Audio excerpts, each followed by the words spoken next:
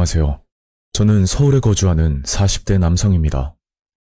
이 일은 제가 직접 경험한 무서운 일인데 지금 생각해도 그 아저씨의 의도가 뭐였는지는 명확히 알 수가 없습니다. 지금부터 9년 전 제가 30대 초반에 있었던 사건입니다. 현재는 아이를 둔 평범한 가장이며 이 일은 제가 아내를 만나기 전에 경험한 일이었죠. 9년 전 그 당시는 IT 업계에서 일을 하고 있었는데 생각보다 많은 업무 때문에 매일같이 야근을 해야 했던 시절이었습니다. 그런 생활을 계속하다 보니 몸은 점차 망가졌고 결국 간암이라는 큰 병을 앓게 되었죠. 다행히 초기에 발견을 했던지라 급히 수술을 하고 회복할 수 있었는데 더 큰 문제는 제가 병원에 입원을 하고 회복을 하는 사이 직장 내 제 자리가 없어져 버렸고 그렇게 반강제적으로 권고사직을 하게 됩니다. 이왕 이렇게 된 거 잠시 휴식기를 가지기로 마음먹고 그동안 미뤄왔던 운동을 하기로 결심했죠. 저는 무슨 운동을 해볼까 생각을 하던 차에 오래 알고 지내던 친구의 권유로 작은 규모의 산악회에 가입을 하게 됐고 그때 처음으로 등산의 재미를 알게 되었습니다. 점점 체력도 늘고 살도 빠지면서 예전 컨디션을 찾아갔고 그렇게 반년 정도 시간이 흘렀을 때 정말 무서운 경험을 하게 됐죠. 그날은 혼자 바람도 쐴 겸 강원도 하천군에 위치하는 비교적 잘 알려지지 않은 산을 올라가기로 계획을 세웠습니다. 물론 산악회 사람들과 같이 산을 타는 것도 좋지만 그날 무슨 바람이 들었던 건지 혼자만의 시간을 가지고 싶다는 생각이 들더군요. 그렇게 차를 타고 이동을 했고 저는 목적지에 도착해서 산을 타기 시작했습니다. 해발 800m 정도 되는 산이라 쉬지 않고 걸어가면 대략 1시간 정도 되는 거리였고 워낙 알려지지 않은 산이었기 때문에 주변에 장애물들이 굉장히 많은 편이었죠. 저는 주변 경치를 즐기면서 천천히 정상을 향해 올라가고 있는데 등산길이 끊어진 외곽지대에 누가 봐도 오래되어 보이는 컨테이너 박스가 보이더군요. 그때는 산을 관리하는 분이 지내는 곳이라 생각했고 저는 그냥 지나치려고 하는데 어디선가 사람 말소리가 들리는 겁니다. 이봐요, 잠깐만요. 그래서 소리나는 쪽을 쳐다봤더니 50대 정도로 되어 보이는 아저씨가 저를 향해 다가오고 있더라고요. 네? 무슨 일이세요? 저기 미안한데 부탁 좀 해도 될까요? 아저씨가 하던 말은 컨테이너 박스 주인이라고 하던데 집안에 무거운 짐이 있어서 잠깐만 도와주면 안 되냐는 말을 하는 겁니다. 네, 도와드릴게요. 크게 어려운 부탁은 아니니까 흔쾌히 도와드린다고 말했고 저는 아저씨와 함께 컨테이너 박스가 있는 쪽으로 걸어가게 되었습니다. 그런데 한 가지 의문이었던 건 여기서 살고 있다는 게 의아할 정도로 컨테이너 주변이 지저분하다는 것이었죠. 잡초는 물론이고 주변에는 각종 쓰레기까지 버려져 있으니 관리를 안 하고 살고 계시나 보다 그런 느낌이었습니다. 그렇게 아저씨를 따라 컨테이너 안으로 들어갔는데 외관뿐만 아니라 실내도 굉장히 지저분한 모습이었죠. 이거 보이지? 내가 10년 동안 살면서 요긴하게 사용했는데 아깝게도 고장이 났지 뭐야. 버리고 사야 되는데 내가 허리가 안 좋아서 혼자서는 영 옮기기 힘들더라고. 아저씨는 오래된 냉장고를 가리키며 말을 했고 저는 아저씨를 도와 냉장고를 밖으로 옮기는 작업을 도와드렸습니다. 아이고 고맙네. 줄 건 없고 차 한 잔만 하고 가. 어차피 바쁜 일정도 없었고 아저씨를 보니 혼자서 적적하게 산에서 계시는 것 같아 잠깐이지만 말동무라도 되어드리고 싶은 생각에 아저씨와 이야기를 나누게 되었죠. 여기서 꽤 오래 사신 것 같은데 무슨 사연이라도 있으세요? 그때 아저씨에게 들은 내용은 본인이 큰 농장을 운영하고 있었는데 믿었던 친구에게 사기를 당해 전 재산을 잃게 됐고 결국 여기로 왔다고 하더군요. 그리고 가족들까지 뿔뿔이 흩어져 현재는 연락조차 안 된다고 한숨을 쉬는 겁니다. 근데 자네는 여기까지 어떻게 온 거야? 내가 여기 살면서 혼자 오는 사람은 또 처음 보네. 저는 아저씨에게 암에 걸렸었다는 얘기부터 여러 가지 힘든 속사정을 털어놓았고, 제 말을 듣고 아저씨는 좋은 게 있다면서 급히 컨테이너 안으로 들어가더군요. 그렇게 한 5분쯤 흘렀나? 갑자기 아저씨는 뜨거운 차 한 잔을 가지고 오더니 아무 생각 말고 마시라는 겁니다. 색깔만 보면 블랙커피와 흡사할 정도의 색이었는데 처음에는 한약같이 보이기도 하더군요. 이게 달래 끓인 물인데 간에 엄청 좋은 거야. 한번 마셔봐. 제가 알기로는 보통 달래를 반찬으로 해서 먹는 게 일반적인데 이걸 끓여서도 먹는지는 저도 전혀 몰랐던 사실이라 아저씨 말을 믿고 감사하다고 생각했죠. 몸에 좋은 거니까 버리지 말고 마시고 있어. 아저씨는 할 일이 있다고 컨테이너 안으로 들어가셨고 저는 차를 마시려고 하는데 김이 펄펄 날 정도로 뜨거워서 먹지는 않고 손에 들고만 있었습니다. 그때 컵을 유심히 봤더니 가족처럼 보이는 4명의 사람 얼굴이 인쇄되어 있었고 처음에는 아저씨의 가족이라고 생각했지만 컵에 인쇄되어 있는 남자의 모습은 전혀 다른 사람처럼 보이더라고요. 그렇게 차가 어느 정도 식고 나서 한 모금 마시려고 하는데 갑자기 역한 냄새가 느껴지는 겁니다. 이게 뜨거울 때는 냄새가 전혀 나지 않았는데 조금 식고 나니 독한 냄새가 올라오더군요. 웬만하면 아저씨 성의를 봐서 그냥 마시려고 했지만 도저히 이건 먹기가 힘들 것 같아서 몰래 버릴 수밖에 없었죠. 그런데 잠시 뒤 아저씨가 컨테이너에서 나와 저를 빤히 쳐다보면서 묻더라고요. 어때? 맛있지? 아, 네. 좀 쓰긴 했는데 먹을만 했어요. 차마 버렸다고 말을 하기가 죄송스러워서 아저씨에게 거짓말을 하게 됐고 이제 저도 산을 올라가야 하니 아저씨에게 마지막 인사를 드렸습니다. 그래, 도와줘서 고맙네. 조심히 가게. 그렇게 저는 정상까지 올라간 뒤 다시 하산을 하고 있었는데 그때부터 뭔가 이상한 느낌이 들기 시작하더군요. 분명 올라오면서도 저 말고는 다른 등산객은 보지 못했는데 꼭 누가 따라오는 느낌이 자꾸만 드는 겁니다. 그래서 몇 번이나 뒤를 쳐다보면서 내려갔었고 산 입구 쪽에 거의 다 왔을 때쯤 마을 주민으로 보이는 남자 2분을 만날 수가 있었죠. 혹시 혼자 왔어요? 네, 뭐 문제라도 있나요? 그러자 그 남자가 아주 소름 돋는 이야기를 하는데 솔직히 믿기 힘들 정도였습니다. 아니, 여기 약초캐로 들어갔던 사람들이 지금 몇 달째 연락이 안 되고 있거든요. 뭔 일이 난지는 모르겠는데 경찰에서도 못 찾는다 하고 그래서 주민들끼리 순찰겸 들리는 거예요. 그 말을 듣고 나니 문득 컨테이너에 살고 있던 아저씨 생각이 났고 저는 마을 주민에게 아저씨 이야기를 꺼냈습니다. 무슨 말도 안 되는 소리를. 그 컨테이너 사람 안 산 지 오래됐어요. 마을 이장님이 컨테이너를 가져다 놨는데 그게 2년 전에 돌아가시고 그때부터 계속 방치되어 있거든요. 그 말을 듣자마자 온몸에 소름이 끼치면서 제가 봤던 아저씨는 도대체 누군지 의문이 들기 시작했습니다. 저는 컨테이너에서 냉장고도 옮겨주고 이야기도 나눴다고 말을 했음에도 끝까지 믿지 않더라고요.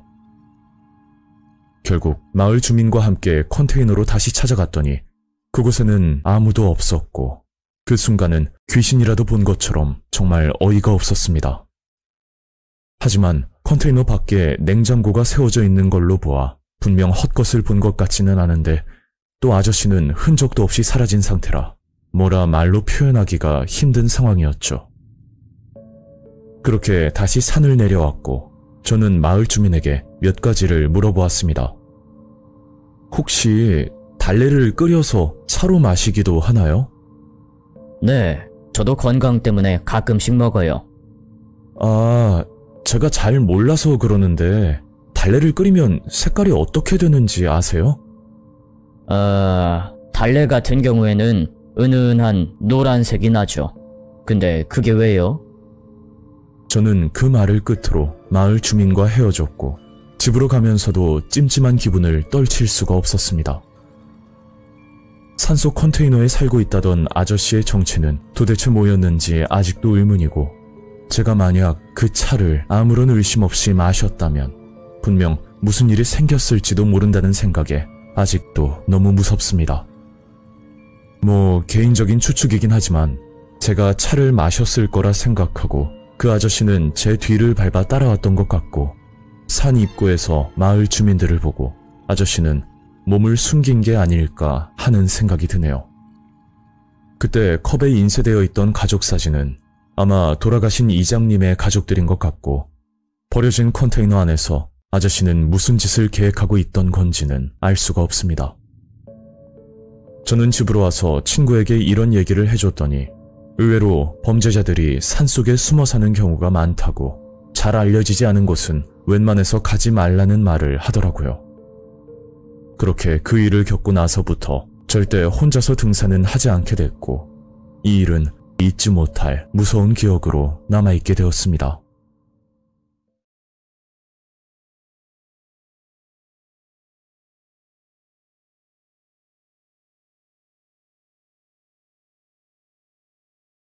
안녕하세요.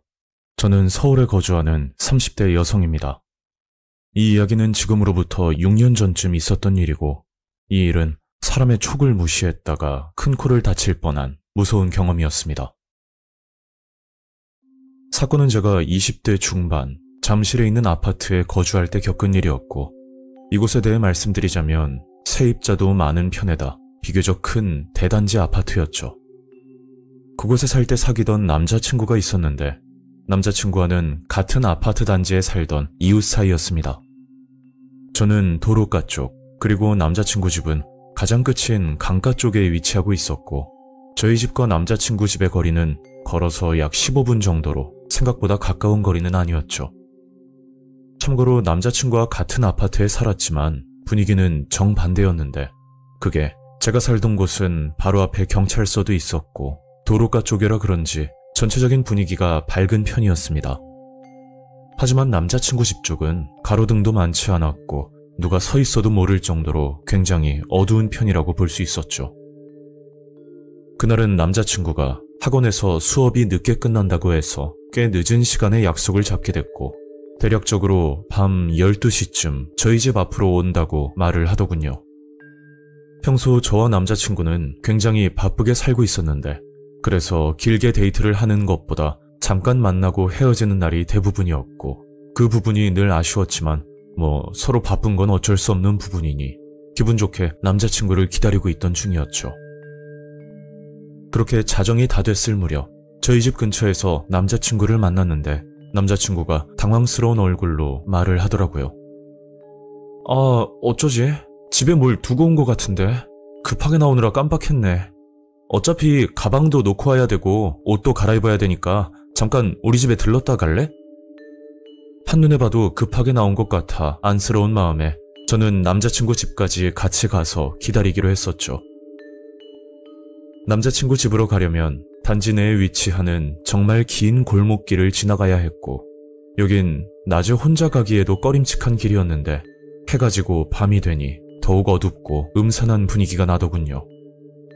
가로등도 드문드문 설치되어 있고 골목 자체가 조용한 편이라 혼자서는 절대 가지 않는 길이었습니다.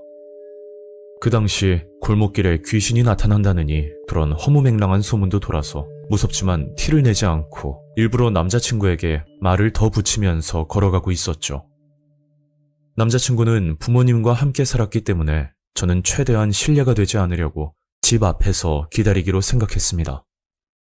그런데 남자친구는 혼자 남아있는 제가 걱정이 된다며 계속 같이 올라가자고 말했지만, 시간은 벌써 자정이 넘은 시간에다 아무리 생각해도 그 시간에 남자친구 집에 들어가는 건 예의가 아닌 것 같았죠. 그래서 저는 남자친구를 안심시켜 주려고 일부러 장난을 치듯이 말을 했었습니다.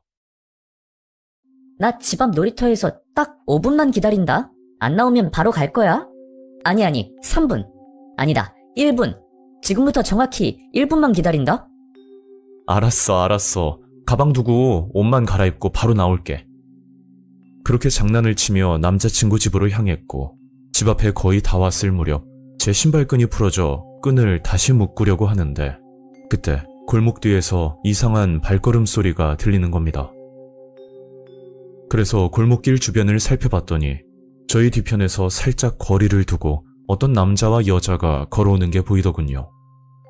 보통 아는 사람이면 나란히 걸어오는 게 일반적이지만 그 두 사람은 살짝 떨어져 걷고 있길래 일행은 아닌 듯 보였습니다.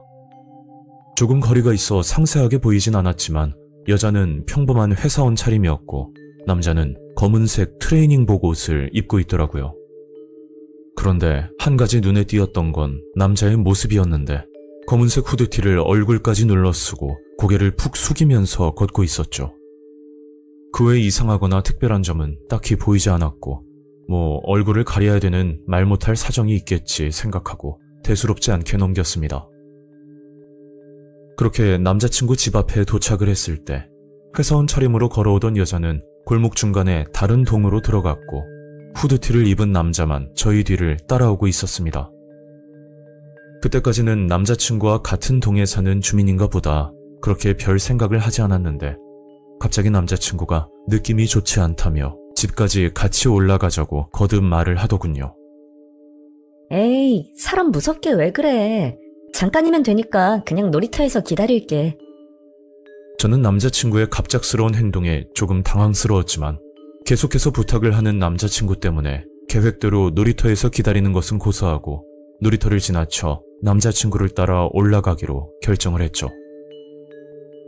일단 엘리베이터를 타기 전 아파트 공동 출입문이 있었는데 다들 아시다시피 입주민들에게 주어지는 카드키로만 열리는 문이었습니다. 그런데 아까부터 저희를 따라오던 후드티를 입은 남자가 저희 뒤에서 가만히 서 있더군요. 남자친구는 출입문 카드를 만지작거리면서 머뭇거리고 있었는데 저는 왜 그러나 싶어 남자친구에게 물었죠. 왜 그래? 얼른 들어가자. 그러자 남자친구는 뒤를 쳐다보며 후드티를 입은 남자에게 먼저 들어가라고 말을 하더라고요. 그런데 그 남자는 일부러 못 들은 척을 한 건지 휴대폰만 만지고 있었는데 계속 그 자리에 가만히 서 있는 것도 이상해서 결국 카드키를 찍고 엘리베이터를 기다리고 있었습니다. 그렇게 저와 남자친구 그리고 후드티를 입은 남자 이렇게 셋이서 엘리베이터를 타게 됐고 저희는 뒤편에 그 남자는 문 쪽에 서 있던 상황이었죠. 남자는 엘리베이터 버튼이 바로 앞에 있는데도 층수를 누르지 않고 휴대폰만 만지더니 시간이 지나 엘리베이터 문이 닫힐 때까지 버튼을 누르지 않더군요. 그제야 저도 뭔가 수상하다는 생각이 들기 시작했는데 같은 라인에 사는 것도 그리고 출입문 카드키가 없어서 기다리는 것까지는 이해를 하겠지만 같이 엘리베이터에 타고 그냥 서 있을 이유는 전혀 없다고 생각이 들었죠. 그래서 남자친구도 끝까지 층수를 누르지 않고 기다리고 있었는데 지금 생각해도 그때의 정적은 정말 숨이 막힐 정도였고 남자친구 얼굴을 봤더니 굉장히 화가 난 듯 굳어있는 표정이었습니다.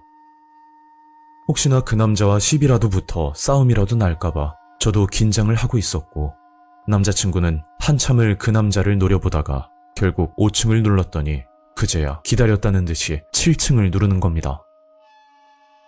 참고로 저희 아파트의 구조는 집집마다 조금씩 달랐는데 대문 앞에 중문이 있는 집과 그리고 대문만 존재하는 집이 있었죠.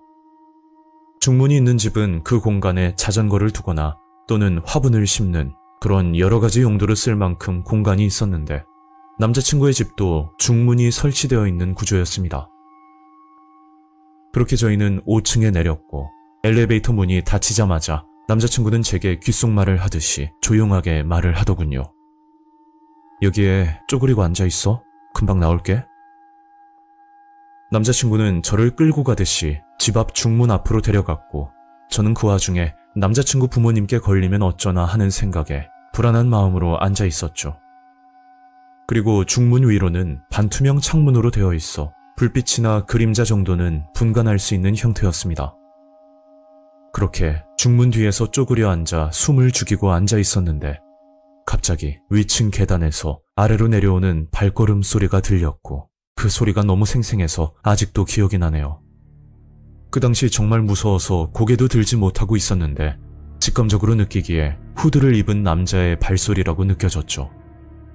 그게 아까 엘리베이터 안에서 봤을 때 그 남자가 신었던 신발이 운동화가 아니었고 군화 모양으로 생긴 워커를 신고 있었는데 발걸음 소리가 둔탁한 게 꼭 구두도 아닌 워커 소리라고 생각이 들었습니다. 계단을 내려온 발소리는 남자친구 집 앞까지 들리더니 결국 중문 앞에 있는 센서 등까지 켜지고 말았죠.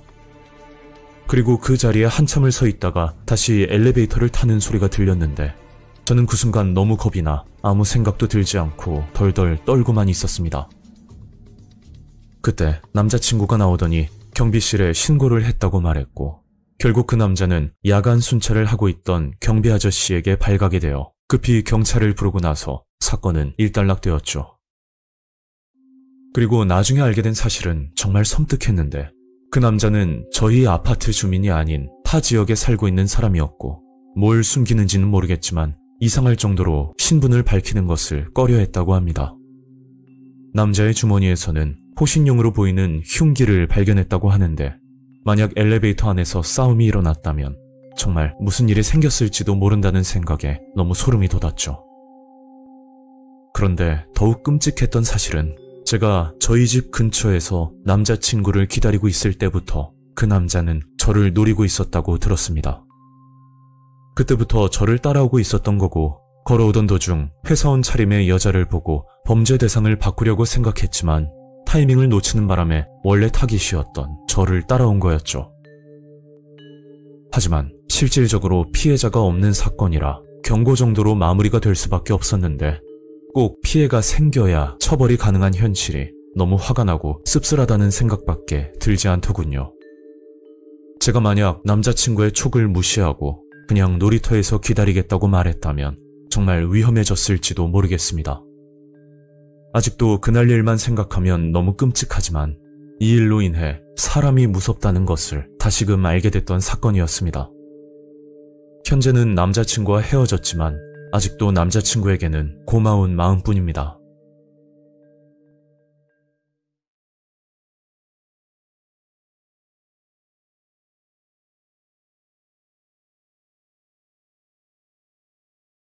안녕하세요.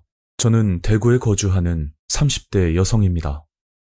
이 일은 돌아가신 아버지와 관련된 무서운 사건인데 이런 곳이 존재한다는 것 자체가 너무 충격적이고 여러분들께 제 사연을 널리 알리기 위해 제보를 결심하게 되었습니다.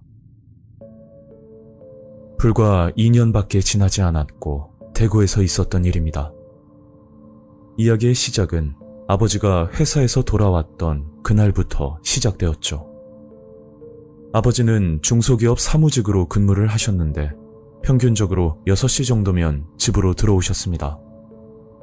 저는 집에서 일하는 프리랜서라 특별한 집안 행사가 없으면 아버지가 일찍 퇴근하는 걸 본 적이 없는데 그날은 오후 2시가 안 돼서 집으로 들어오셨죠.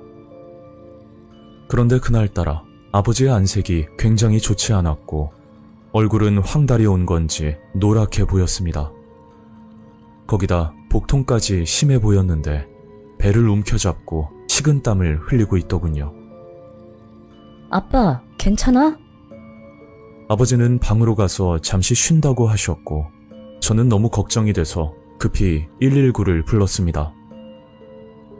그게 평소 아버지는 병원비가 아깝다면서 웬만해서는 병원을 가지 않으셨고 그 흔한 실비보험조차 가입하지 않으셨죠.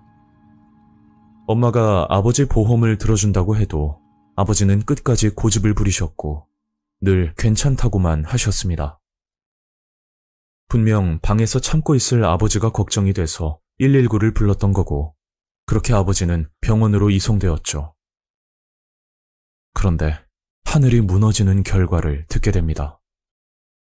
아버지는 췌장암 4기, 즉 말기 판정을 받았는데 췌장암은 증상이 거의 없어 발견하기 힘들 뿐만 아니라 4기는 수술 자체가 불가능하다고 하더군요. 혹시 모르니 다른 대학병원에서도 검사를 받았지만 결과는 마찬가지였고 길면 3개월 정도의 시간이 남았다는 시한부 판정을 받게 되었습니다. 그러다 어느 날 밖에서 볼일을 보고 주차장으로 걸어가고 있는데 골목 부근에 전단지 하나가 붙여져 있더군요. 전단지에 나와 있던 내용은 모든 암과 불치병을 치료할 수 있다는 내용과 함께 아래에는 전화번호가 적혀 있었습니다. 평소 같으면 이런 내용의 전단지를 보고 그냥 지나쳤겠지만 상황이 상황인지라 지푸라기라도 잡는 심정으로 전단지에 나와 있는 번호를 저장했었죠. 그리고 집으로 들어와 전화를 걸었고 어떤 중년의 남자가 전화를 받더군요. 네, 기치료법사입니다. 무슨 일로 전화하셨나요? 일단 여기가 뭐 하는 곳인지도 모르니까 상세히 이것저것 물어봤더니 그곳은 수술 대신 기치료를 하는 곳이라고 하는데 한마디로 병원에서 치료가 불가능한 환자도 말끔히 완치가 가능하다는 말을 하는 겁니다. 정확한 건 환자의 상태를 봐야 알 수 있다고 하길래 다음날 아버지를 힘들게 설득시켜 그곳을 찾아갔었죠. 위치는 내당동 홈플러스 뒤편 주택가 부근이었는데 외관은 정말 평범한 가정집처럼 보였습니다. 그리고 현관으로 다가가 초인종을 여러 번 눌렀지만 안에 사람이 없는 건지 문을 열어주지 않았고 아버지와 저는 문 밖에 서서 한참을 기다렸죠. 은정아, 그냥 집에 가자. 수술 없이 치료가 된다는 것도 말이 안 되잖아. 아버지 말이 끝날 때쯤 그 남자에게 전화가 걸려왔는데 기다리게 해서 미안하다고 그제야 문을 열어주겠다고 하더군요. 그렇게 아버지를 모시고 그곳으로 들어갔고 집안에는 40대 정도로 되어 보이는 남자가 저희를 기다리고 있었습니다. 오래 기다렸죠? 기치료는 준비 과정이 많아서요. 잠시만 기다려주세요. 그리고 남자는 검은색 가방 하나를 들고 와서 설명을 해주는데 솔직히 믿기 힘든 말이었습니다. 본인은 15년째 기치료를 전문으로 하는 법사인데 비수술요법으로 치료가 가능하다고 말을 했고 검은색 가방 안에는 흔하게 볼 수 있는 주사기와 그리고 부항기기가 들어있었는데 이걸로 치료를 한다고 하니 너무 어이가 없었죠. 거기다 치료 비용은 1회마다 30만 원이었고 효과는 확실하다고 자신 있게 말을 하는 겁니다. 아버지는 이야기를 듣고 있다가 비용이 너무 비싸다며 그냥 집으로 가자고 했고 저도 금전적인 부분이 걸리긴 했지만 그것보다 주사와 부항만으로 치료를 한다고 하니 더 이상 신뢰가 가지 않아서 다음에 온다고 말을 했죠. 저게 기치료라는 게 말이죠. 정말 효과가 좋은데 몰라도 너무 모르시네. 일단 처음 왔으니까 한 번은 무료로 해줄게요. 한번 받아보고 결정해요. 그렇게 아버지는 치료를 받기 위해 방으로 들어갔고 저는 거실에 앉아 아버지를 기다리고 있었습니다. 대략 1시간 정도 걸려 방에서 아버지가 나오셨는데 표정이 조금 밝아진 듯 보이더군요. 아빠, 좀 어때? 괜찮은 것 같아? 아버지는 고개를 끄덕이더니 정말 신기할 만큼 효과가 있다고 말을 하셨고 그 모습을 본 법사가 말을 꺼내더군요. 계속 치료 받으실 건가요? 현재 예약 환자가 많아서 지금 신청 안 하면 치료받기 힘들 겁니다. 뭐 가격이 부담되긴 했지만 아버지 안색도 좋아 보였고 꾸준히 받아야 효과가 있다길래 결국 치료를 받기로 했죠. 그러니까 법사는 동의서라고 적힌 종이 한 장을 들고 오더니 천천히 읽어보고 사인을 하라고 했는데 여러 가지 조항 중에 2가지 정도가 좀 찜찜하더군요. 첫 번째는 기치료 중에는 무슨 일이 있어도 일반 병원에 가면 안 된다는 것과 두 번째 조항은 모든 치료 중에 발생되는 사고에 대해서는 책임을 지지 않는다는 문구였는데 그 뜻을 물어봤더니 이곳에 방문하는 환자들 대부분이 시한부라 꼭 기치료가 아니더라도 다른 문제 때문에 악화가 될 수 있다는 말이었습니다. 그 말도 틀린 말은 아니라고 생각돼서 계약서에 사인을 했고 그렇게 아버지는 기치료를 받게 되었죠. 일주일에 한 번 치료를 받았는데 5회차 정도까지는 상태가 호전이 되는 듯 보였으나 6회차 치료를 받고 온 뒤부터 아버지의 표정이 급격하게 어두워 보였습니다. 그리고 다음 날 저녁, 평생 잊지 못할 사건이 일어났죠. 그날 엄마 대신 마트에서 장을 보고 집으로 들어가는 길이었는데 갑자기 엄마에게 전화가 걸려와 받았더니 다급한 목소리로 말을 잇지 못하는 겁니다. 뭔가 느낌이 안 좋아서 급히 집으로 향했고 문을 열고 들어갔더니 아버지가 바닥에 쓰러져 있었는데 넥타이가 묶인 채로 누워 계셨고 알고 보니 엄마가 샤워를 하고 있을 때 아버지는 극단적인 선택을 하셨던 겁니다. 그게 아버지의 마지막 모습이었고 평생 잊지 못할 기억이 되어버렸죠. 그렇게 아버지의 장례를 치르고 나서 방 안에 있던 유품을 정리하고 있는데 서랍장 구석에서 편지 한 통을 발견하게 되었습니다. 그 편지를 읽고 나서 저는 경악을 금치 못했고 아버지가 혼자서 어떤 생각을 하셨을지 너무 마음이 아파서 견딜 수가 없더군요. 편지 내용은 아버지가 6회차 치료를 받고 난 뒤 쓴 글이었고 그건 치료를 핑계 삼아 아버지에게 불법 마약을 투여했다는 내용들이 적혀 있었죠. 치료 때마다 아버지는 법사가 건네준 수면제를 먹고 난 뒤 기치료실로 들어갔는데 그날은 어떤 치료를 받는지 너무 궁금해서 약을 먹는 척하고 누워 있었답니다. 그리고 법사가 치료실로 들어왔고 또 다른 누군가와 대화를 나눴다고 하는데 편지 안에는 대화 내용까지 상세히 기록되어 있었죠. 요점만 말하자면 펜타닐을 개조해서 새롭게 출시한 다양한 약이 있었고 아버지는 한 달이면 죽을 예정이니 죽기 전에 여러 가지 약물을 투여해보자는 그런 섬뜩한 내용이었습니다. 제 생각으로는 아마 불법 마약 제조를 하고 나서 아버지에게 테스트를 한 것 같다는 느낌이 강하게 들었죠.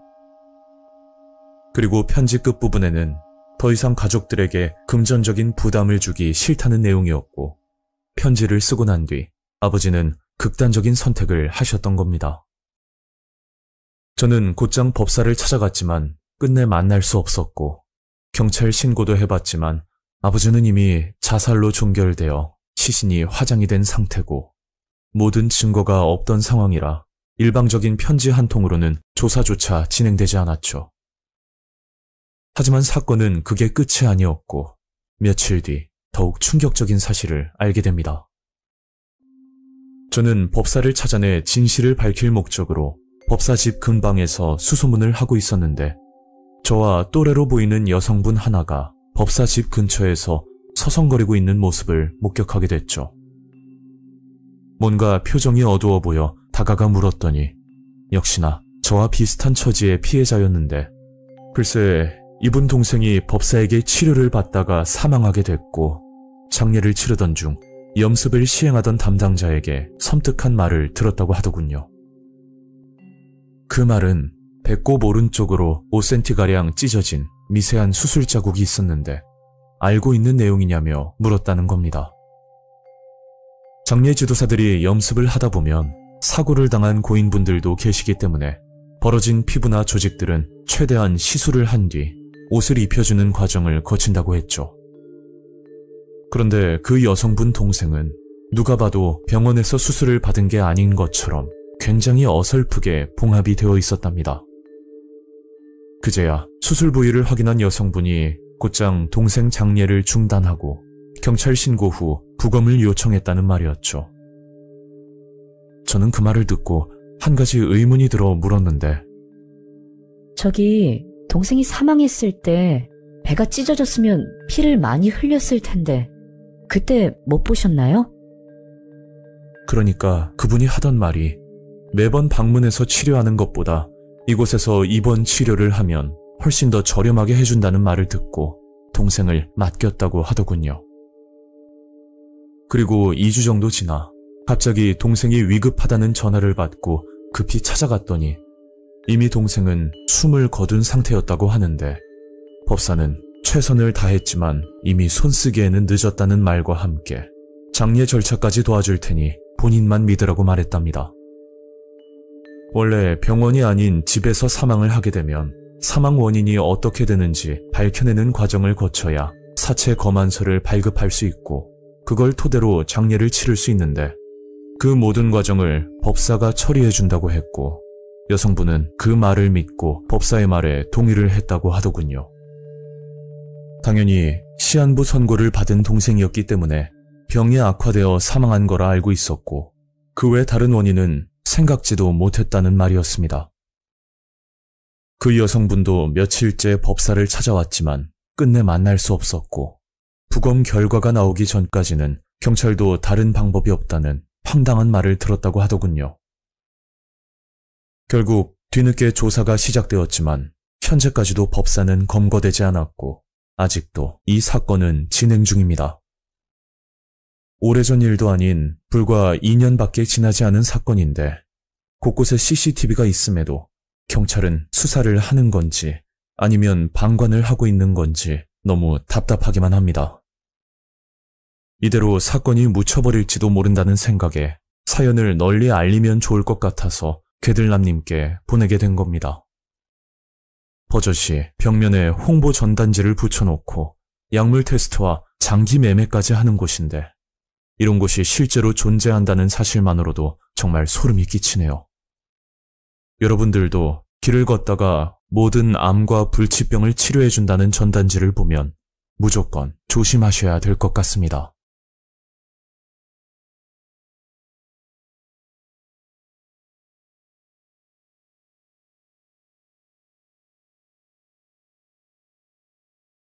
안녕하세요. 저는 서울에 거주하고 있는 40대 남성입니다. 현재 제가 하는 일은 흥신소에서 탐정으로 일을 하고 있습니다. 이야기에 앞서 제가 맡은 업무는 의뢰인에 관련된 정보를 언급하면 안 되는 일이라 사건에 대해서 디테일하게 설명드리지 못하는 점 이해해 주시고 들어주시면 될 것 같습니다. 저희 직업상 다양한 사람들을 만나고 사람을 상대하는 직업을 가졌기 때문에 현실 공포를 주로 이야기하는 괴들남님께 사연을 보내게 되었습니다. 이 일은 지금부터 6년 전 2017년도에 있었던 일입니다. 지금은 어느 정도 자리를 잡은 상태지만 6년 전 그 당시는 흥신소를 개업한 지 1년이 간 넘었을 때였죠. 뭐 필수적인 조건은 아니지만 흥신소를 개업하기 위해서 협회에서 발급되는 자격증도 따고 나름 기대감에 부풀어 이 일을 시작했었습니다. 하지만 제가 생각했던 것과 다르게 의뢰는 드물게 들어왔고 흥신소를 하기 전부터 모아뒀던 돈을 조금씩 쓰면서 힘들게 버티던 중이었죠. 그리고 사건은 그날 사무실 청소를 하고 나서 집으로 들어가려고 할 때 시작되었습니다. 저녁이 지났을 때니까 아마 밤 9시 정도 됐을 거예요. 사무실 문을 닫고 나가려고 하는데 때마침 전화가 한 통 걸려왔고 저는 서둘러 전화를 받았었죠. 네, 여보세요? 저 돈은 얼마든지 줄 테니 제 아내를 좀 죽여주세요. 예? 저기 사장님, 장난 전화하시면 안 됩니다. 지금 생각하면 그냥 대수롭지 않게 넘기겠지만 그 당시는 이 일을 한 지 얼마 되지 않았을 때라 굉장히 당황스럽더군요. 그렇게 뭔가 찜찜한 기분을 가지고 집으로 향했고 다음날 사무실에 한 중년의 남자가 찾아왔습니다. 참고로 제가 운영하던 사무실은 예약을 하지 않으면 상담을 받지 않았기 때문에 어떻게 찾아왔냐고 물어볼 수밖에 없었죠. 그러니까 그 남자는 식은땀을 흘리면서 주변을 두리번거리더니 말을 꺼내더군요. 제 아내를 좀 죽여주세요. 그 남자 목소리를 듣고 나니 어젯밤 장난 전화가 떠오르면서 동일 인물인 것 같다는 생각이 들었습니다. 제가 흥신소에서 주로 하는 업무는 대부분 불륜의 정황을 포착한다든지 아니면 사람을 찾아주는 일이 전부인데 갑자기 찾아와서 아내를 죽여달라는 일종의 살인 청부를 의뢰하니 정말 어이가 없더라고요. 사장님, 저희는 그런 일 안 합니다. 죄송하지만 나가주세요. 그 남자는 제 말을 듣고 뭔가 알겠다는 듯이 고개를 끄덕이더니 조용히 사무실을 나갔고 그냥 그 일은 단순 해프닝으로 넘어가는 듯 싶었으나 대략 1시간 정도 지나 한 손에 종이 가방을 들고 다시 그 남자가 찾아왔습니다. 아니, 사장님, 계속 이렇게 찾아오면 경찰에 신고할 수밖에 없습니다. 그러자 그 남자는 갑자기 울먹거리는 목소리로 부탁을 하더군요. 돈은 원하는 대로 줄 테니 아내를 좀 죽여줘요. 진심입니다. 그 말과 함께 들고 온 종이 가방을 보여주는데 얼핏 보기에 가방 안에 5만원권이 가득 들어있는 게 보였고 액수를 가늠하기가 힘들 정도로 많은 돈이 들어있었습니다. 돈을 보고 나니 이 남자가 하는 말이 장난이 아니라 진심이라는 기분이 느껴져 온몸에 소름이 돋기 시작하더라고요. 무엇보다 그 당시 일이 없어 금전적으로 스트레스를 받는 시기였지만 그렇다고 해서 돈을 받고 사람을 죽이는 건 상상도 할 수 없는 일이었습니다. 사장님, 무슨 사정이 있으신 건지는 모르겠는데 여기서 이러시면 안 됩니다. 한 번 더 찾아오시면 진짜 경찰 부를 겁니다. 그리고 저희는 정식 등록된 업체라서 불법적인 일은 하지 않습니다. 저는 그 남자에게 사업자 등록증까지 보여주면서 말을 했더니 이번에는 또 다른 부탁을 하는 겁니다. 그게 아내를 죽기 직전까지 위협을 해달라는 말이었는데 그 말을 듣고 들었던 생각이 아니 도대체 무슨 일 때문에 이런 말도 안 되는 걸 부탁하는지 문득 궁금해지더군요. 저는 일단 이야기나 한번 들어보자는 생각에 그 남자에게 이유를 물었고 그제야 여러 사정들을 듣게 되었습니다. 아니 사실은요, 제 아내가 바람을 피고 있는 게 분명한데 이게 꽤 오래됐거든요. 제가 물어보면 아내는 거짓말만 하고 또 며칠 전에는 저희 집에 낯선 남자가 찾아온 적도 있습니다. 물론 믿었던 사람이 외도를 하게 되면 피가 거꾸로 솟는 심정을 이해 못하는 건 아니지만 뭐 그렇다고 사람을 살해하거나 위협하는 게 세상에 말이 되겠습니까? 그리고 보통 사람들이 이런 이야기를 듣는다면 다소 충격적일 수도 있지만 이혼을 유리한 정황으로 끌고 가기 위해서 불륜의 증거를 잡는 일은 흥신소에서도 흔하게 진행되는 일이라 크게 놀랄 일도 아니었죠. 사장님, 그럼 이렇게 해보시면 어떻겠습니까? 저는 외도 증거를 모아 아내가 유책 배우자가 되는 방향으로 만든 뒤 이혼을 하는 게 어떻겠냐는 뭐 당연하지만 현실적인 제안을 드렸습니다. 그렇게 그 남자는 제 말에 동의를 했고 저는 기본적인 신상 정보를 받고 나서 조사를 진행하기로 합의를 보게 됐죠. 그리고 얼마 뒤 의뢰인의 아내를 조사하고 있는데 일주일 동안 동선을 지켜봤음에도 특별한 정황은 포착이 되지 않더군요. 보통 불륜이나 아니면 뭔가 숨기고 있을 때는 일주일만 지켜봐도 답이 나오는 편인데 그 남자의 말과 다르게 아내는 정말 평범한 일상을 보내고 있었습니다. 그래도 혹시 모르는 일이니까 좀 더 시간을 두고 지켜보기로 했고 거진 한 달간 뒷조사를 했음에도 아무 증거를 찾을 수가 없었죠.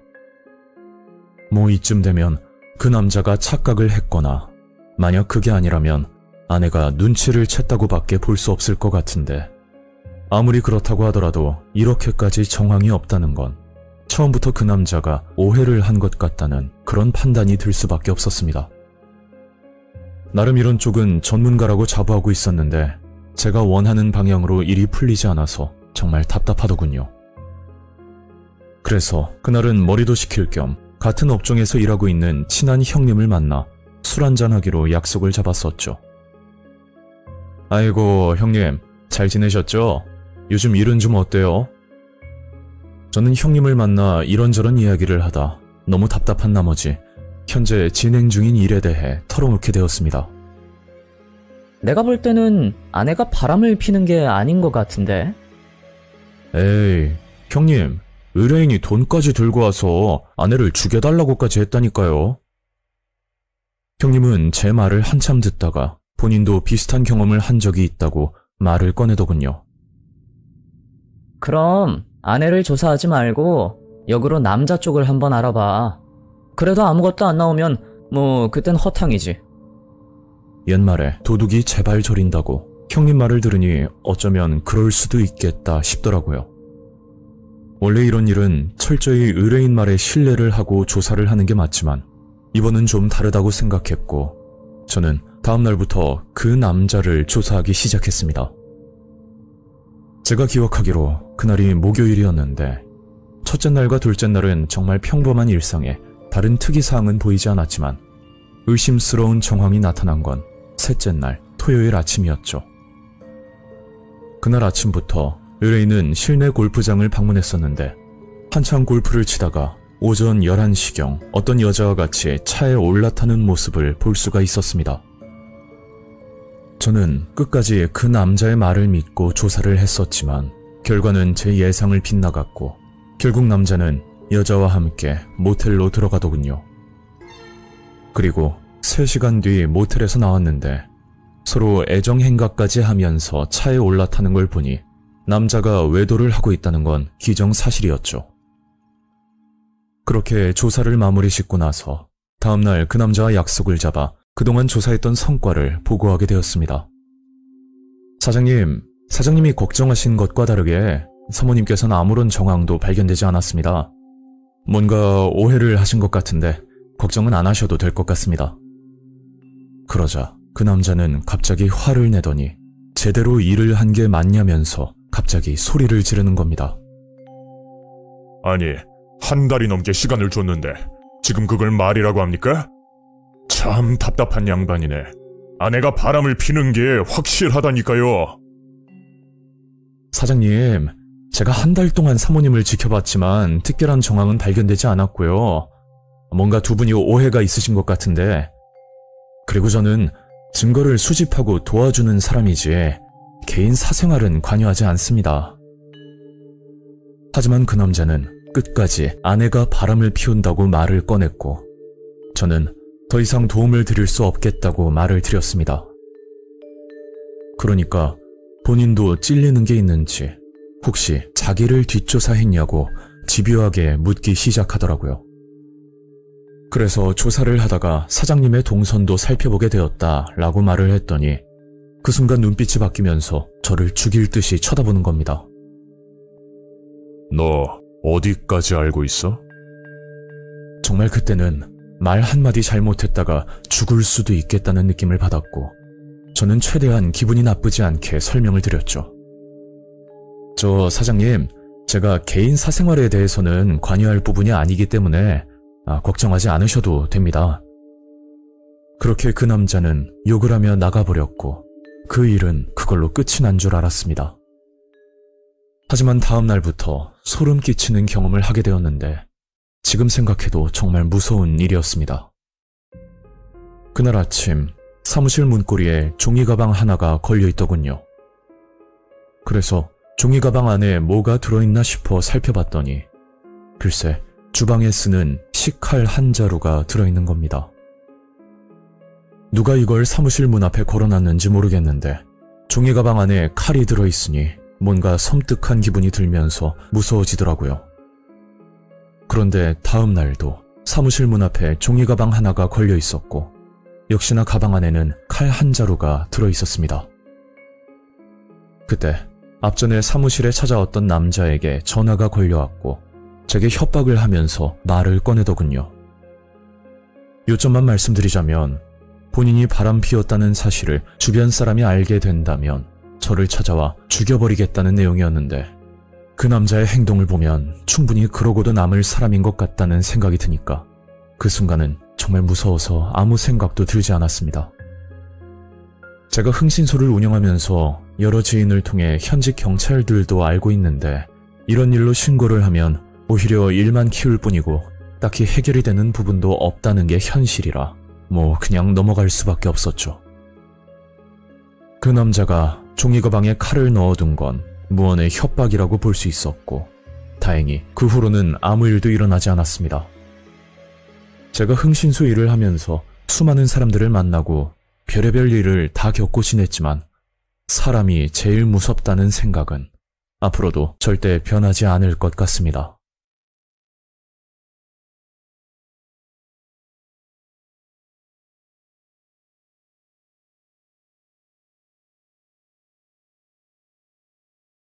안녕하세요. 현재 인천에 거주하고 있는 40대 남성입니다. 이 사건은 제가 직접 겪은 일이고 정말 아찔하면서도 무서운 일입니다. 때는 6년 전쯤 저와 비슷한 상황의 사람들을 만나면서 사건은 시작되었죠. 이야기에 앞서 저는 중학생 아들과 둘이 살고 있는 돌싱 아빠입니다. 전처와 이별한 지는 벌써 꽤 오랜 세월이 지났고 이혼을 한 계기는 여러 가지 이유가 있겠지만 가장 큰 원인은 전처의 외도 문제였죠. 사건은 6년 전이니까 2017년도에 있었던 일이고 그 당시 아들은 초등학교 3학년 10살이었는데 그때 겪었던 이야기를 지금부터 해볼까 합니다. 그날은 제 기억으로 주말 아침이었고 학원을 마치고 돌아온 아들이 저에게 말을 하더군요. 아빠, 있잖아. 아들이 했던 말은 제가 외로워 보인다며 여자친구를 만나보라고 말을 하는 겁니다. 고작 10살 아이에게 그런 말을 들으니까 뭔가 기분이 이상하기도 하고 한편으로는 저를 생각해주는 아들이 대견하다는 생각까지 들었어요. 우민아, 아빠는 너만 있어도 괜찮아. 그렇게 아들과 시간을 보내다가 그날은 기분 좋게 잠이 들었고 아마 일주일 정도 지났을 때였죠.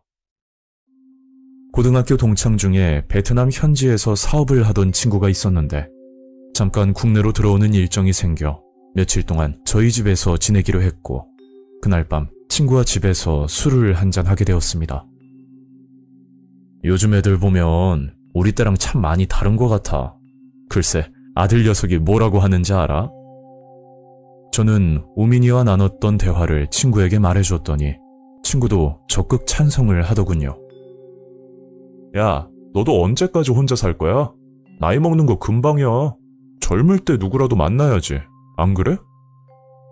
물론 그 말도 틀린 건 아니지만 만약 새로운 사람을 만난다고 하더라도 저는 우민이가 있기 때문에 현실적으로 보이지 않는 벽이 있는 건 사실이었죠. 친구 녀석은 며칠 뒤 다시 베트남으로 돌아갔고 그 시점부터 제 마음에도 조금씩 감정 변화가 생기기 시작했습니다. 일단 부딪혀보고 좌절을 하더라도 한번 시도는 해봐야겠다는 다짐을 하게 됐고 그날부터 돌싱 모임을 나가게 되었죠. 만남은 비교적 쉬운 편이었는데 저의 경우 돌싱들만 모여있는 카페를 가입하고 나서 약속들을 잡았습니다. 그렇게 여러 차례 모임을 나갔고 그곳에서 한 여자를 만나게 됐죠. 나이는 저보다 4살 연하였고 그리고 여자친구에게는 이름이 은지라는 6살 딸이 한 명 있었습니다. 어떻게 보면 정말 잘 맞는 조건이라고 할 수 있는데 그게 서로 자녀가 있다 보니 공감할 수 있는 부분이 굉장히 많았었죠. 여자친구도 혼자서 아이를 키우느라 누구보다 제 마음을 잘 이해해줬고 그렇게 점점 가까워졌습니다. 저희들은 재결합까지 생각하고 만남을 가졌는데 주말마다 아이들과 놀이공원도 가고 맛있는 것도 먹으면서 남들이 보면 평범한 가정이라고 생각할 만큼 행복하게 지냈죠. 하지만 그 행복은 오래가지 못했고 짧은 시간에 사람을 믿었던 제 자신이 정말 후회스럽습니다. 어느 날 새벽 시간 친구 아버님의 부고 소식을 듣고 급하게 장례식장을 가야 했는데 집에 혼자 있는 우민이가 걱정돼서 저는 여자친구에게 부탁을 했었죠. 자고 있었지? 미안해. 다름이 아니라 친구 아버님이 돌아가셨다고 해서.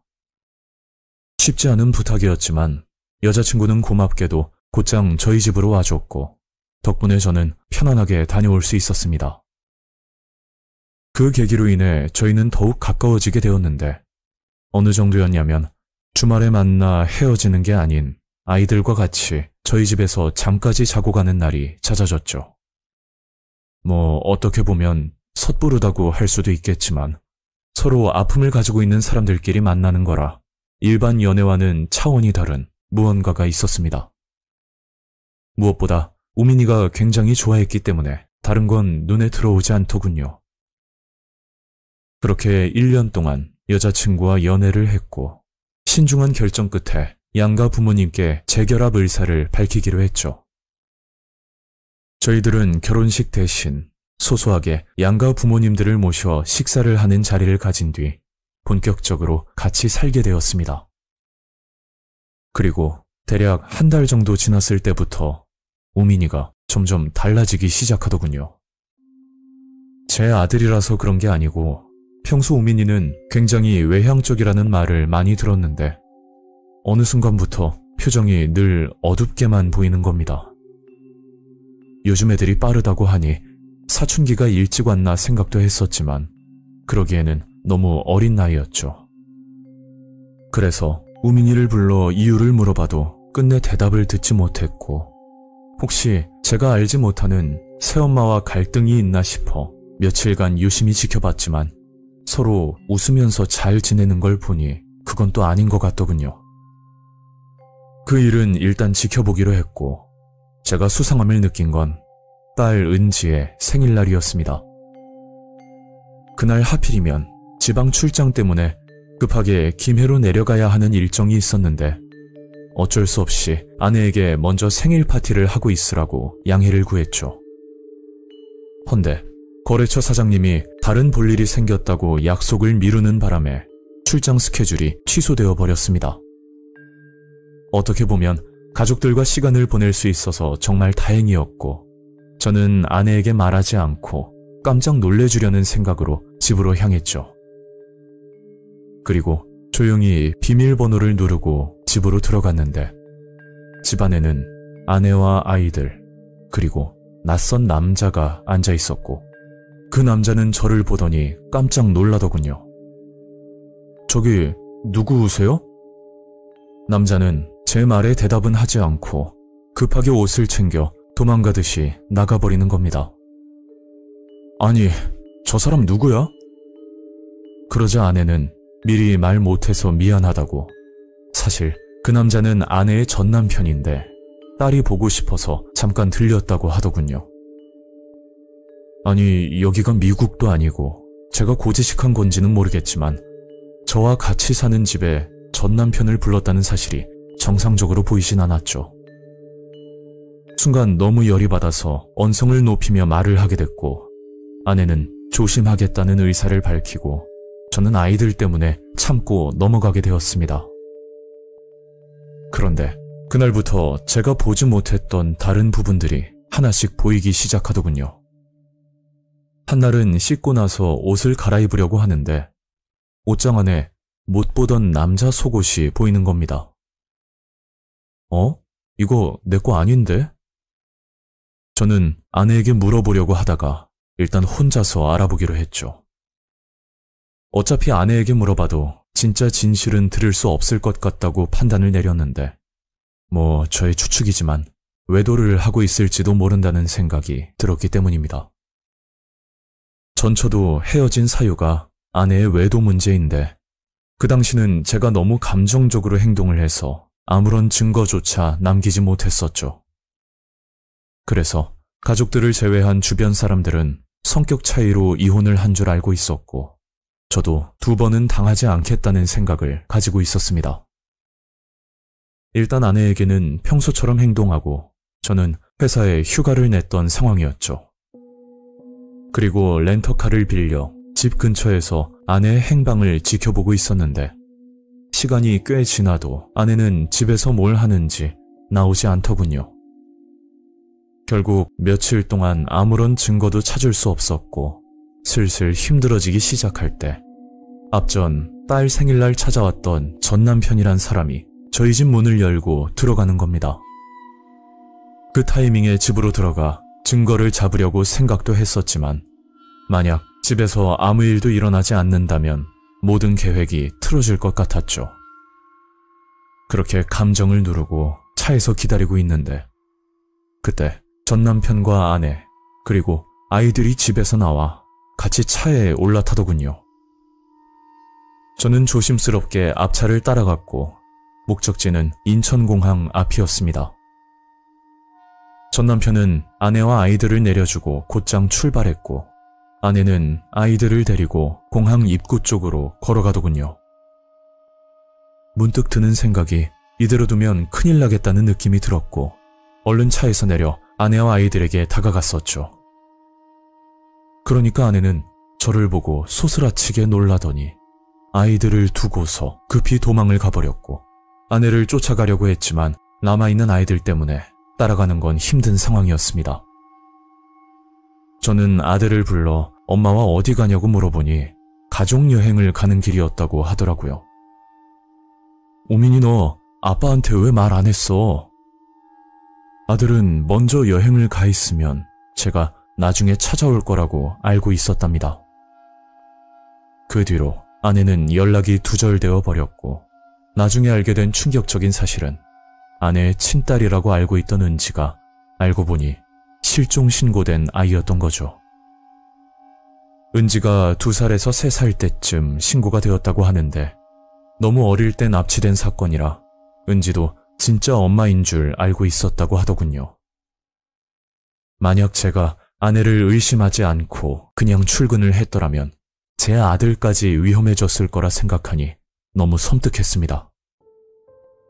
한마디로 돌싱으로 위장한 뒤 아이를 키우는 남자에게 접근하는 방식인데, 최종 목적은 아이를 납치하는 것이었죠. 아내와 같이 지낼 때 우민이의 표정이 좋지 않았던 건 제가 없을 때 수시로 전 남편이 집으로 와서 아내와 시간을 보냈고, 그 모습 때문에 기분이 좋지 않았는데 제가 상처를 받을까봐 말을 하지 못하고 있었다고 하더라고요. 이 일로 인해서 저는 물론 아들까지 큰 상처를 입었고, 범인들은 해외로 도주를 했는지 도무지 행방을 알 수 없다고 들었습니다. 처음부터 치밀한 계획을 가지고 접근한다면 누구라도 속을 수밖에 없을 거라 생각이 드네요. 현재는 아들과 둘이서 잘 지내고 있지만 더 이상 사람을 믿지 못하게 된 현실이 참 씁쓸합니다.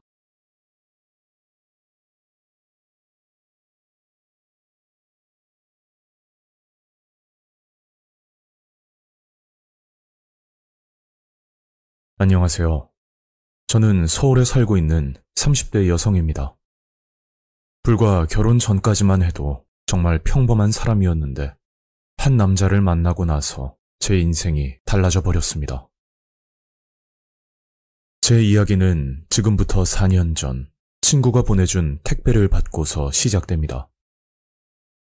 그 당시 저와 알고 지내던 동창 친구가 한 명 있었는데, 그 친구가 제과점을 오픈하게 되었죠. 학교 다닐 때 친하게 지냈던 사이는 아니었고, 가끔 마주치면 인사 정도 하는 그런 사이의 친구였습니다.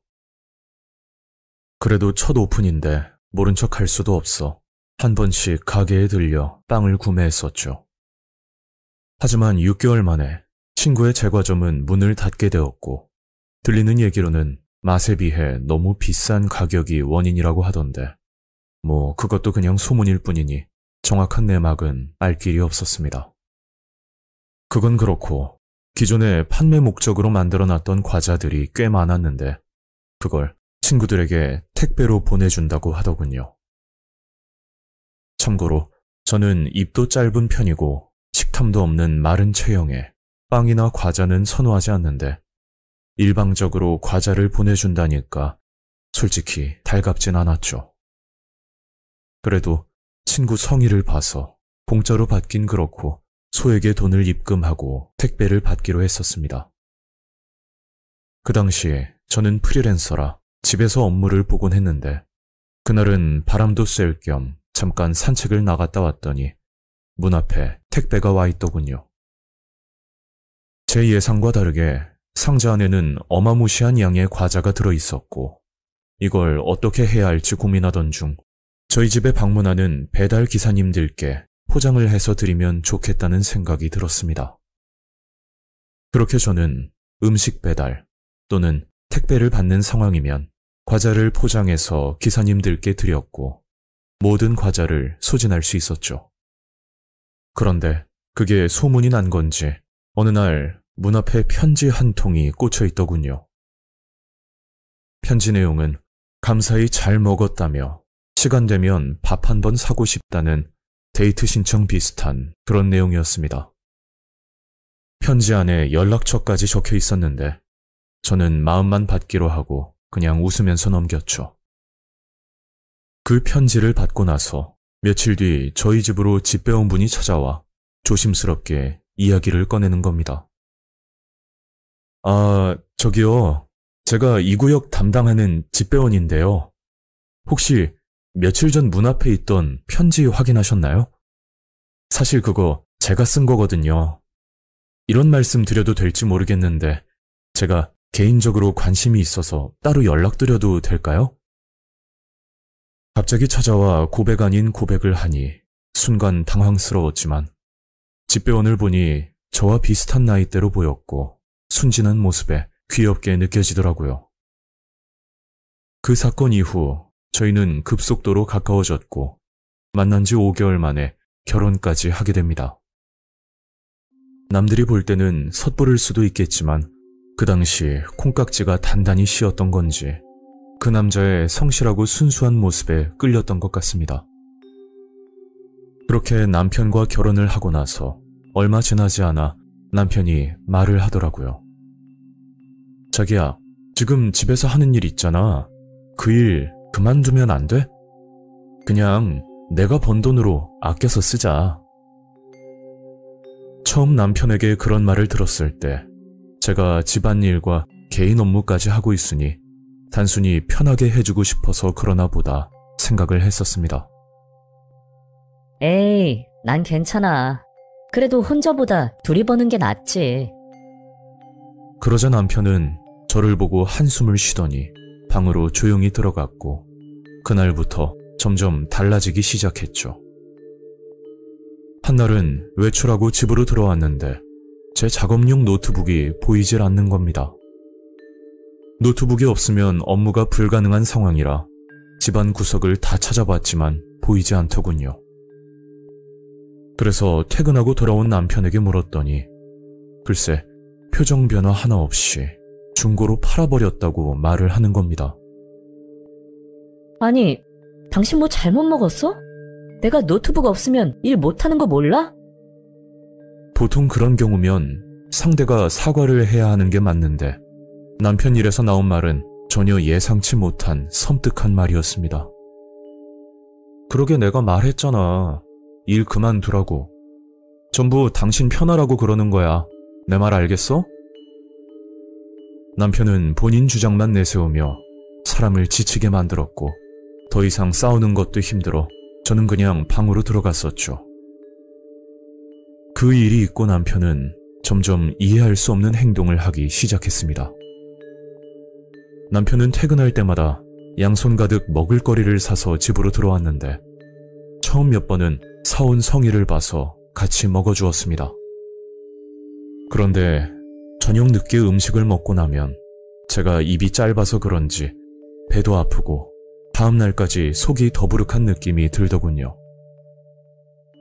그래서 남편 기분이 상하지 않게 조심스럽게 말을 했죠. 여보, 있잖아. 음식 사오는 건 좋은데 1인분만 사오면 안 될까? 나 도저히 못 먹겠거든. 남편은 그 말을 듣고 갑자기 미친 사람처럼 화를 내더니 본인이 사온 음식을 먹지 않으면 베란다에서 뛰어내리겠다고 협박을 하는 겁니다. 남편의 그런 모습은 결혼 후 처음 본 거였고 저는 너무 충격을 받았었죠.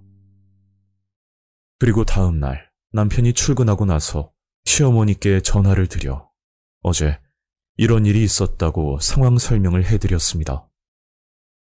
그러자 시어머니는 뭔가 알고 있는 눈치였는데 끝까지 말을 해주지 않더군요.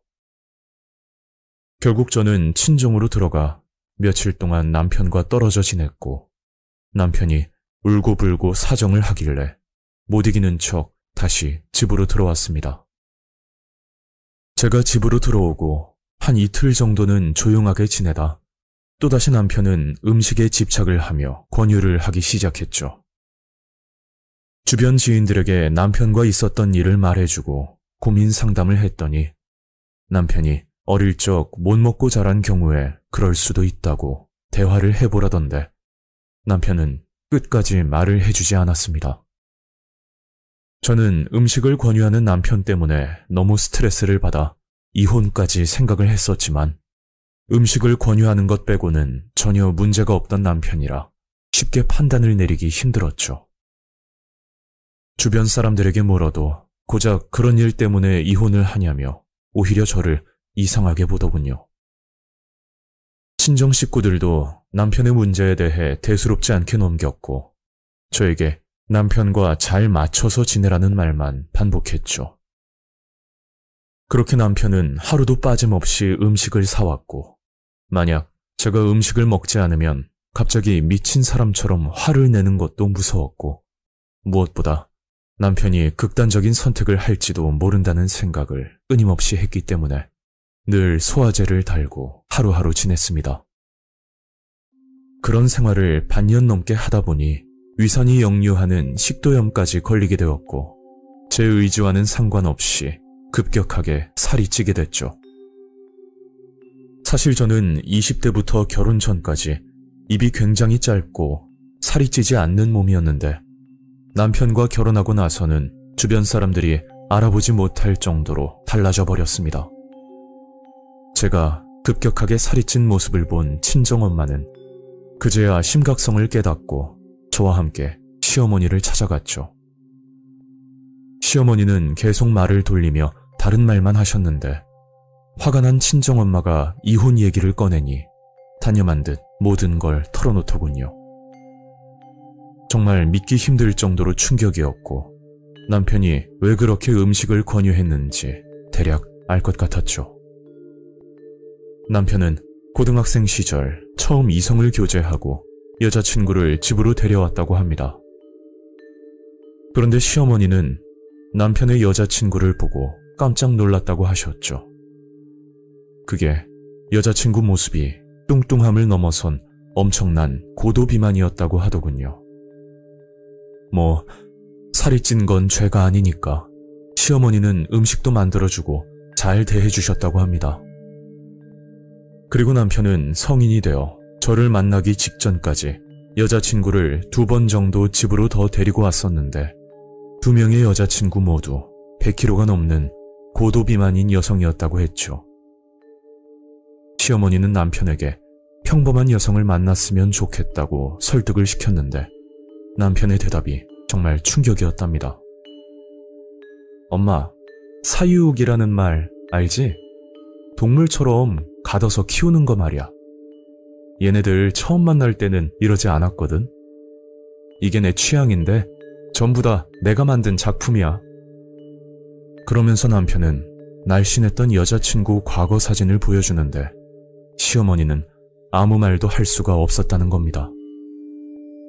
결국 이성을 만나 살을 찌우게 한 뒤 목표치에 다다르면 남편은 일방적으로 관계를 정리했다고 하는데 그중 한 여성은 건강이 급격하게 나빠져 병으로 돌아가셨고 또 다른 여성은 심리적으로 문제가 생겨 병원에 입원 중이라는 말까지 들었다고 하더군요.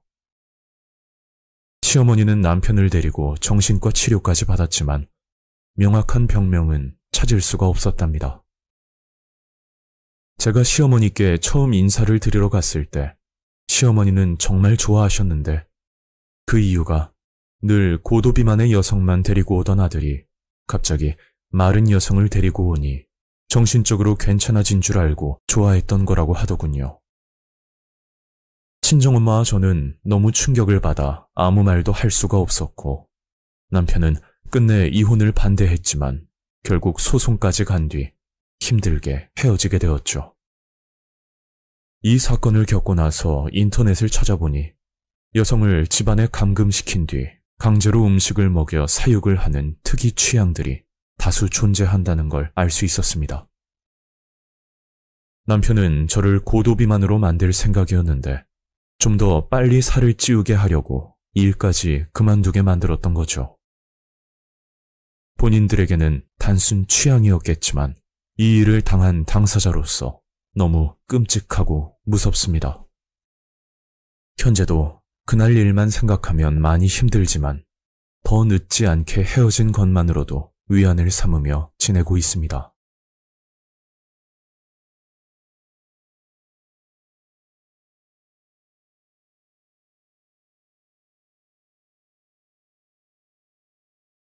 안녕하세요, 여러분. 저는 현재 대전에 살고 있는 50대 여성입니다. 이 사연은 제가 직접 겪은 경험이며 너무 끔찍했던 일입니다.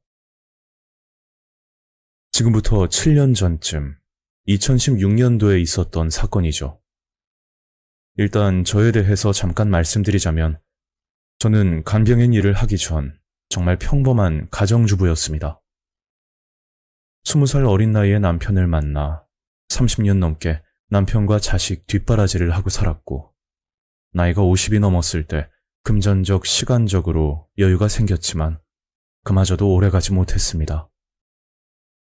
그게 남편이 아는 사람을 통해서 전 재산을 투자했지만 일명 먹튀 사기를 당했고 그 뒤로 남편은 좌절감 때문에 매일 술만 마시고 지내는 게 일상이었죠.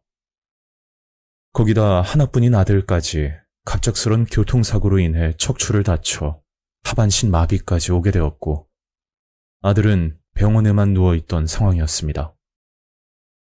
갑작스럽게 악재가 겹치니까 귀신이라도 씌었나 싶어 근처 이용하다는 무당집부터 스님까지 찾아가 봤지만 해결되는 건 없었죠.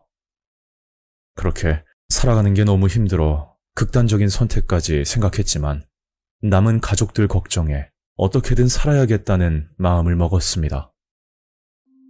그러던 어느 날 아들이 입원해 있는 병실에 저와 비슷한 연배의 여자 보호자가 한 명 있었는데 갑자기 다가와 말을 걸더군요.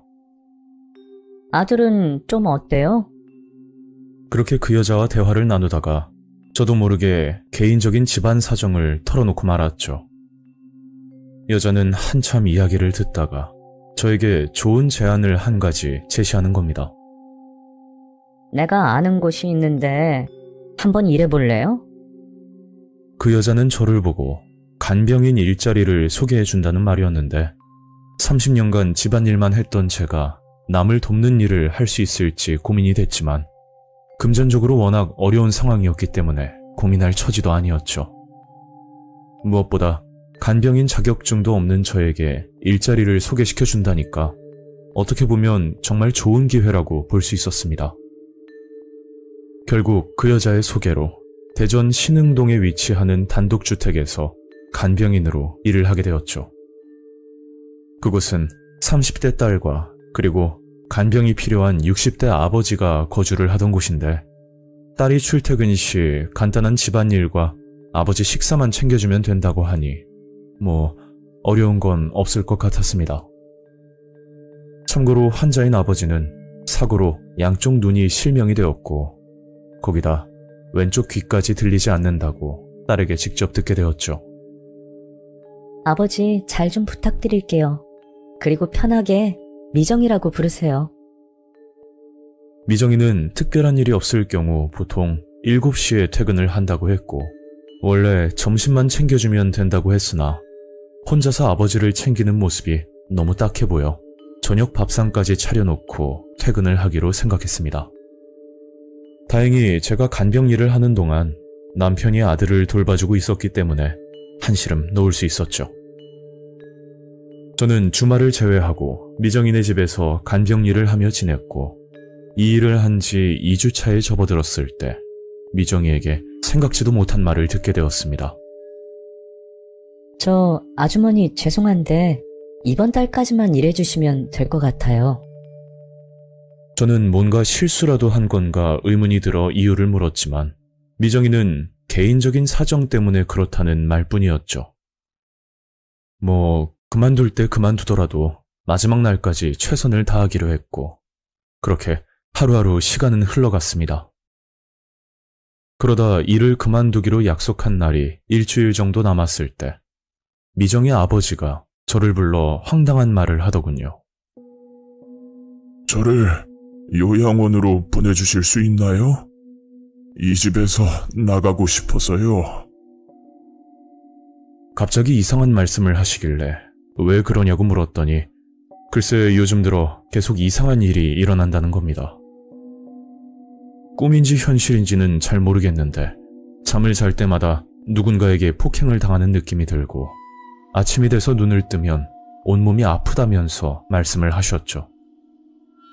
그래서 저는 환자분 몸을 살폈더니 멍든 부위도 없고 피부는 멀쩡해 보였습니다. 제가 볼 때는 괜찮으신데요? 그리고 아버님, 요양원 문제는 미정이하고 상의해 보세요. 저 사실은 며칠 후에 그만두기로 했거든요. 그랬더니 미정이 아버지는 아무 말도 하지 않고 소파에 앉아 한숨을 쉬더군요.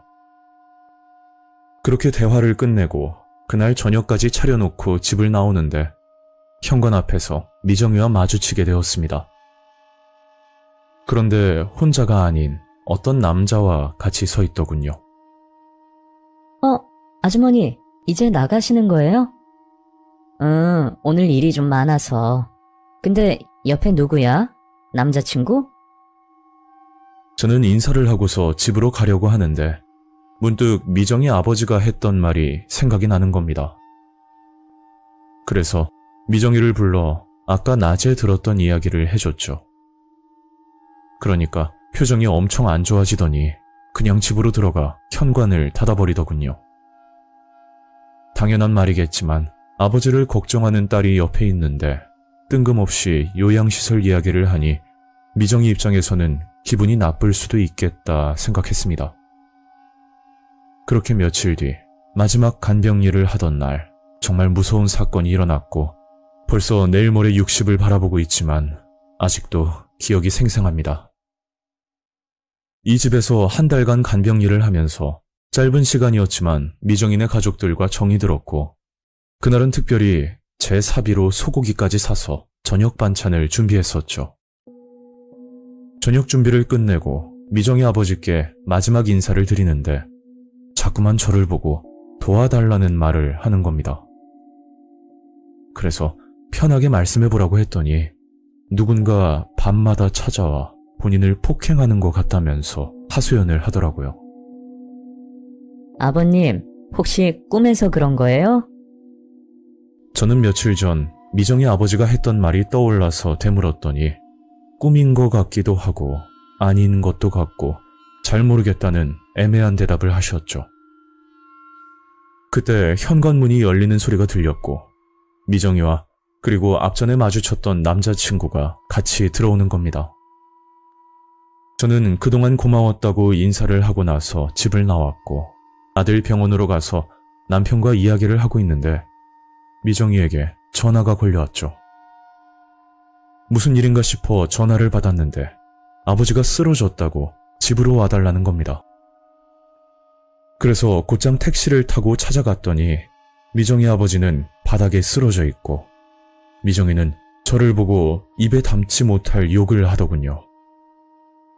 무슨 일이냐고 물었더니 제가 차려놓은 된장찌개를 먹다가 갑자기 구토를 하면서 쓰러졌다고 하는데 찌개 안에 무슨 짓을 했냐면서 의심을 하는 겁니다.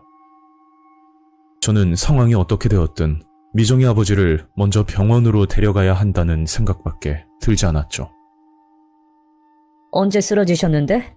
119는 불렀어? 그러니까 미정이는 남자친구를 보면서 언제 신고했냐고 묻더군요. 아마 갑자기 쓰러지는 아버지를 보고 옆에 있던 남자친구에게 대신 119에 신고를 해달라고 했던 모양입니다.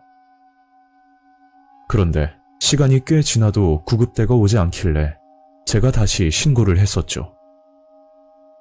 급한 대로 인터넷에서 배운 심폐소생술까지 하면서 구급대가 오기만을 기다렸고 제가 전화를 하고 나서 얼마 지나지 않아 구급대와 경찰까지 도착을 했었습니다.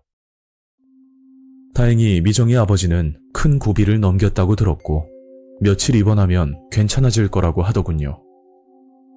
하지만 제가 차려준 된장찌개에서 소량의 독극물이 발견되었는데 그로 인해 억울하지만 피의자 신분으로 조사를 받게 되었죠.